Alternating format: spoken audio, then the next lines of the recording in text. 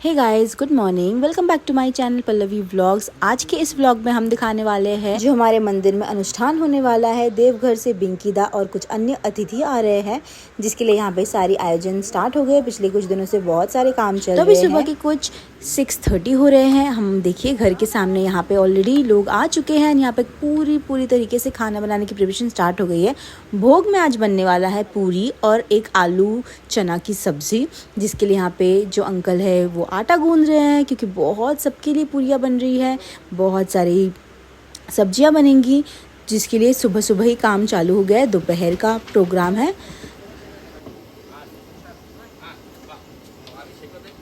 बाहर का तो मैंने आप लोगों को दिखाया कि वहाँ पे स्टार्ट हो गया है। घर में भी बन रहा है नाश्ता, क्योंकि जो लोग आए हैं वहाँ कुकिंग के लिए, उनके लिए नाश्ता बनेगा। एंड मंदिर में थोड़ा फ्लावर से भी डेकोरेशन होगा, वो भी चल रहा है काम, दिखाते हैं आपको। तो यहाँ पे नाश्ता का प्रिपरेशन हो गया है। सुबह सुबह बन रहा है दाल और चावल। एंड दीदी माँ हेल्प कर रही है यहाँ पे किचन में। अभी सामने लेकर जाके दिखाते हैं। देखिए गुड़िया मासी यहाँ पे जो है फ्लावर्स का काम कर रही है।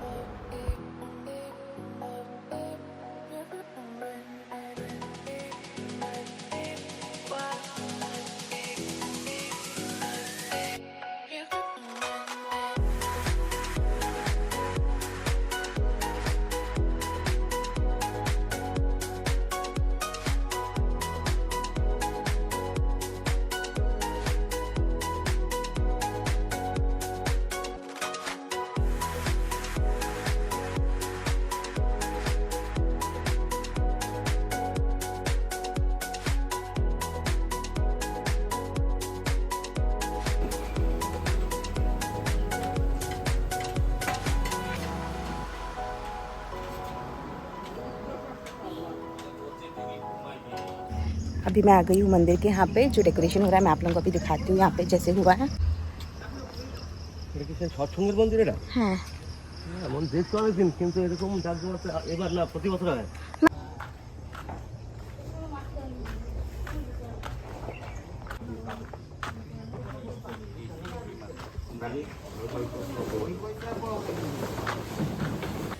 मंदिर का देख के हम आ गए वापस घर में, क्योंकि यहाँ पे बहुत सारा काम वगैरह भी चल रहा है। एंड मुझे अभी 8 बजे के अंदर मुझे रेडी होके जाना है। अराउंड 9 o'clock पोर्ट ब्लेयर से जो मंदिर के लोग आने वाले हैं उन्हें रिसीव करने भी हमें जाना होगा फेरी घाट। तो यहाँ थोड़ा बहुत देख के फिर हम जाएंगे रेडी होने के लिए।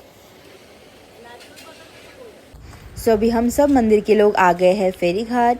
पोर्ट ब्लेयर से जो ठाकुर घर से जो लोग आने हैं उनको रिसीव करने के लिए। एंड ये देखिए बोट भी आ गई है, मैक्रूज में आ रहे हैं सब।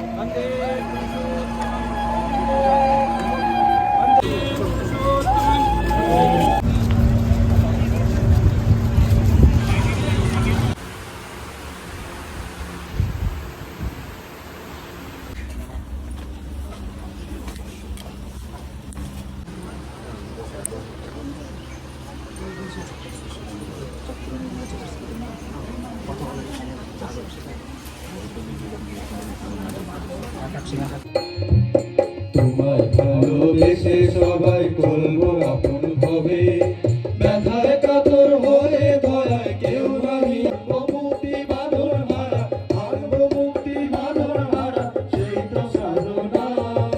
তোমায় পাওয়ার সাধনাতে ক্লান্ত হব না, না না না, তোমায় পাওয়ার সাধনাতে ক্লান্ত হব না। ধরাজ হলো মধুময় সুন্দর প্রিয়তম, এই স্বস্তির সূর্যোদয় তব রাতুল চরণ পরশে।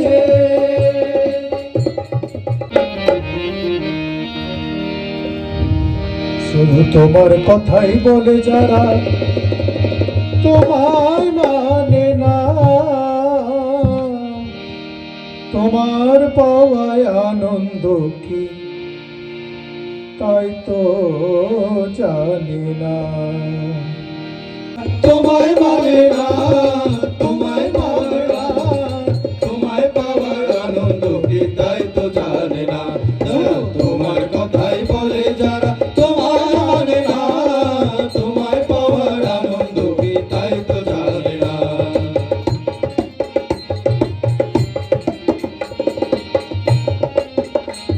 জানে না, তোমার কথাই বলে যারা তোমায় মানে না, তোমায় পাওয়ার আনন্দ কি তাই তো জানে না। দয়াল তোমায় পাওয়ার আনন্দ কি তাই তো জানে না। দয়াল ঠাকুর চরণ ধুল গো বরণ कर लो,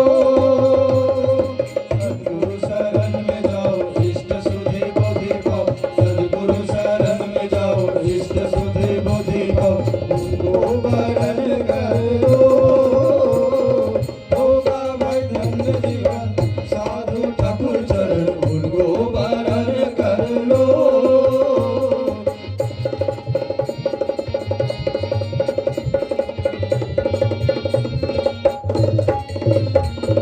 देव मन में सबके दाता दयाल गुरु जग के ठाकुर चरण उनको वरण कर लो।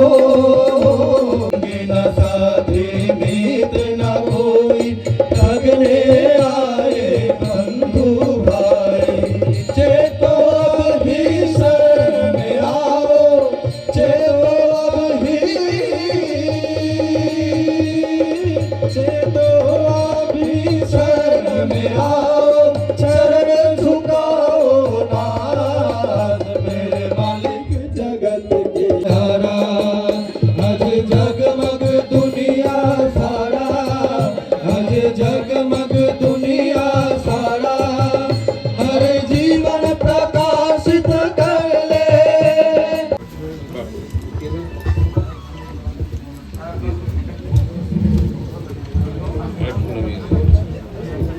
এই যে এতক্ষণ এই ভাইয়েরা ভজন কীর্তন শোনালো, ভজন কীর্তনের একটা কথাই প্রতিপাদ্য, ঘুরে ফিরে ওই একটাই কথা, যে তাকে ভালোবাসতে হবে। তাকে ভালোবাসাটাই আমাদের সাধনা, আমাদের জীবনে পরম প্রাপ্তি কিন্তু একমাত্র তিনি। আর তাকে ভালোবাসলেই তাহলে কিন্তু আমাদের নিজেদের জীবনের যত সব বিচ্ছিন্নতা, বিরোধ, অশান্তি, অপ্রীতি যা আমাদের জীবনকে ছিন্ন ভিন্ন করে রাখে, এগুলো সব দূর করতে পারি আমরাই। কিন্তু এই যে তাকে ভালোবাসা, তাকে ভালোবাসাটা এটা যত সহজ আমরা ভাবি, ব্যাপারটা কিন্তু ওরকম সহজ না। ভালোবাসা জিনিসটা একটু আপনারা প্রত্যেকে বোঝেন। যে যাকে ভালোবাসে, ধরেন একজন স্বামী তার স্ত্রীকে ভালোবাসে, একজন স্ত্রী তার স্বামীকে ভালোবাসে, একজন সন্তান তার মা বাবাকে ভালোবাসে, এক ভাই তার ভাইকে ভালোবাসে বা বোনকে ভালোবাসে, এক বোন তার দাদা বা ভাইকে ভালোবাসে, মা বাবা তাদের সন্তানকে ভালোবাসে, বা যে যাকে ভালোবাসুক,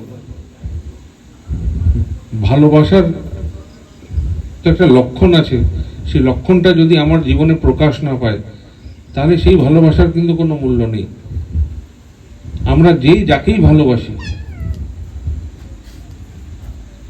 যাকে ভালোবাসি সে যাতে ভালো থাকে, সে যাতে তুষ্ট থাকে, তৃপ্ত থাকে, তার যাতে সব দিক দিয়ে ভালো হয়, সহজভাবেই চায়। এটাই হচ্ছে ভালোবাসার লক্ষণ। আমি যাকে ভালোবাসি তাকে আমি তৃপ্ত দেখতে চাই, তাকে আমি যাতে তৃপ্ত করতে পারি, এটাই হচ্ছে ভালোবাসার লক্ষণ।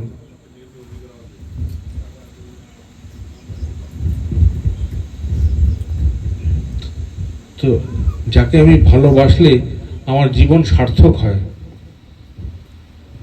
যার প্রতি আমার আত্মনিবেদন, ভালোবাসা, ভক্তি, এগুলোতে আমার জীবন নিয়ন্ত্রিত হয়, আমার জীবনের সব সমস্যা দূর হয়, জীবন আনন্দে ভরপুর হয়ে ওঠে। তাকে ভালোবাসার লক্ষণও কিন্তু তেমনই, তিনি যাতে তৃপ্ত হন সেইভাবে আমাকে চলতে হয়। তাই যদি ত্যাগ করতে না পারি তাহলে আমার কিসের ভালোবাসা? দেখেন, একটা মা তার সন্তানকে ভালোবাসে, নারী ছেঁড়া ধন, কিন্তু সেই সন্তানকে সে নিজে বুকে করে মানুষ করে।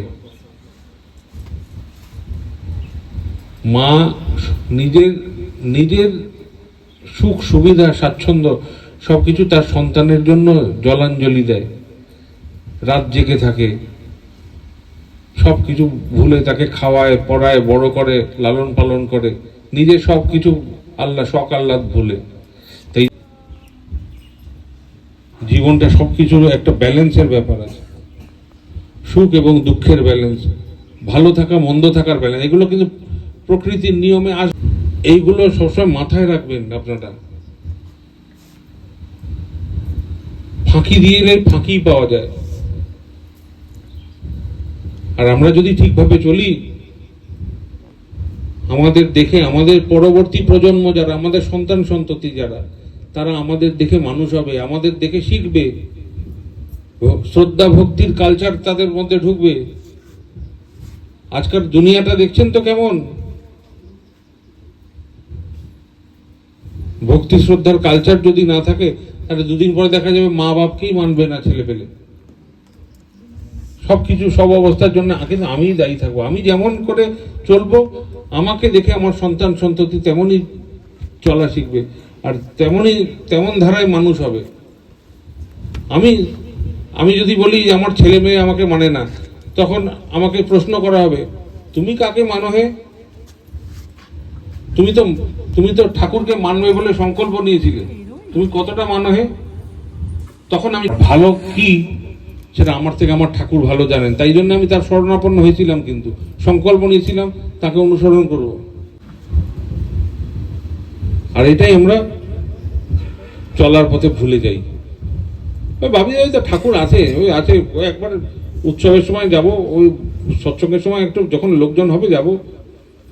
ঠাকুরকে আমার প্রয়োজন, ওই লোক দেখানোর জন্য কিন্তু ঠাকুরের কাছে যাওয়া আমার প্রয়োজন না, একান্তে প্রয়োজন। ঠাকুর আমার একা ব্যক্তিগত, ঠাকুর আমার। আমি আমার ঠাকুরকে নিয়ে কিভাবে চলি, কিভাবে ভাবি, যখন কেউ থাকে না, যখন আমি একা, তখন আমার ঠাকুর আমার সাথে থাকেন কিনা, আমাকে পথ দেখানোর জন্য, আমাকে আশার আলো দেখানোর জন্য, বুকে বল সাহস দেওয়ার জন্য। যখন ঘুমাই তিনি আমার সাথে থাকেন কিনা, যখন আমি খাই তিনি আমার সাথে থাকেন কিনা, যখন আমি বাথরুমে যাই তিনি সাথে থাকেন, সব সময় সব অবস্থায় তিনি আমার যদি সাথে না থাকেন। ঠাকুর বলছেন, তোমার ঠাকুরত্ব না জাগলে কেউ তোমার কেন্দ্রও নয়, কেউ তোমার ঠাকুরও নয়। ওই ঠাকুরত্বের জাগরণ মানে ঠাকুরময় হয়ে থাকা। আমার ঠাকুর যেমন, আমাকে তেমন হয়ে উঠতে হবে। আমার ঠাকুর যেইভাবে মানুষকে ভালোবাসেন, সবাইকে ভালোবাসেন, সর্বজীবে সর্বভূতে যেমন তার ভালোবাসা, তীব্র একাত্মতা, সেটাই আমার সাধনা, সেটা অর্জন করে আমার সাধনা। তিনি যেই দৃষ্টি দিয়ে মানুষকে দেখেন, আমার সেই দৃষ্টি লাভ করা, সেটাই আমার সাধনা। তিনি যেইভাবে মানুষের সাথে কথা বলেন, সেইভাবে যাতে আমি কথা বলতে শিখি, সেইভাবে যাতে আমি মানুষের অন্তরে মধু ঢালতে শিখি, মানুষের কানে, সেটাই আমার সাধনা। আমি চলবো আমার তালে, আমার মতো, আমার অহংকার নিয়ে। আর অহংকার দেখাবো কার সাথে? না, আমার গুরুর সাথে, ঠাকুরের সাথে। তাহলে প্রাপ্তিও হবে কাঁচকলা। এগুলো বুঝে চলতে হয়, বুঝে চলাটাই আমাদের কাজ। আমরা তো মানুষ মানে হচ্ছে যা মান আছে আর হুঁশ আছে। হুঁশ মানে হচ্ছে বিবেচনা বোধ, যে বিবেচনা করতে পারে কোনটা ভালো কোনটা মন্দ, অন্তত নিজের পক্ষে, নিজের প্রয়োজনে, নিজের কাছে কোনটা ভালো কোনটা মন্দ যে বিবেচনা করতে পারে, সেই হচ্ছে মানুষ। সবার ভালো করার একমাত্র উপায় প্রত্যেকের জীবনে ঠাকুরের প্রবেশ ঘটান। প্রত্যেকের জীবনে ঠাকুরকে অপরিহার্য করেন, নিজেদের জীবনে, প্রত্যেকের জীবনে। যত দুনিয়াটা ঠাকুরময় হয়ে উঠবে, তত দেখবেন সংঘাত, বিরোধ, বিদ্বেষ এগুলো কমে যাবে, ভালোবাসায় ভরে যাবে দুনিয়া। তখন কেউ কারুর শত্রু হবে না, কেউ কারুর ক্ষতি করবে না, সবাই সবার আপন হবে, সবাই এক পরিবারের অন্তর্গত এরকম হবে, প্রত্যেকের বাড়ি আমার বাড়ি হবে, প্রত্যেক মানুষ আমার আপনজন হবে। এই হচ্ছে দুনিয়াটা এইভাবেই ঠাকুর দেখতে চান, আমাদের এইভাবেই ঠাকুর দেখতে চান।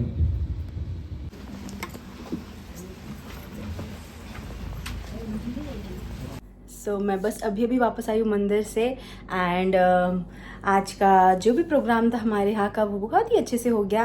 एंड एक बार जब सत्संग का जो मेन प्रोग्राम था वो ख़त्म हुआ, हम सब जो प्रसाद डिस्ट्रीब्यूशन में लग गए थे, उसके बाद मैं बिल्कुल वॉक नहीं कर पाई क्योंकि मेरा फ़ोन मुझे रखना पड़ा एंड फिर मैं से पूरे काम में लग गई। एंड बस अभी अभी मैं वापस आई हूँ। 4 बजे का उनका फेरी है, मैं क्रूज़ वापस back two port Blair from Havelock. तो उसके बीच में वहाँ से निकल के जो राधानगर वाला सीन देखा आपने, तो चलिए इस ब्लॉग को हम यहीं पे एंड करते हैं। काफ़ी अच्छा रहा आज का पूरा दिन।